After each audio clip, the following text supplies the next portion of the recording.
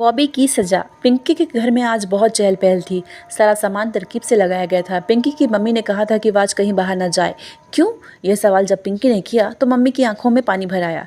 लाडो, जिन्होंने तेरा रिश्ता मांगा है वो आज तुझे देखने आ रहे हैं। उनका अपना घर है। क्या है जो उनके घर में नहीं है? मैं और तेरे पापा वह घर भी देख आए हैं जहाँ तुझे जाना है। लड़के ने हमारी बेटी को देखा और उसने उससे शादी करने की ठान ली। मम्मी खुशी में बोले जा रही थी। पिंकी जानती थी कि उसके मम्मी पापा को उसकी शादी की कितनी चिंता है। हुआ यह था कि एक दिन पिंकी समुद्र के किनारे भेलपुरी खाने गई तो अचानक बॉबी की नज़र उस पर पड़ी। उसे पिंकी बड़ी प्यारी लगी। उसने घर जाकर अपनी माँ से कहा, मैं पिंकी से शादी करूँगा। उसकी माँ मान गई। उसी ने पिंकी के माता पिता से अपने बेटे के लिए उसका रिश्ता मांगा और दोनों की शादी तय हो गई। बॉबी ने नई शेरवानी सिलवाई और बारात लेकर पिंकी के घर पहुँच गया।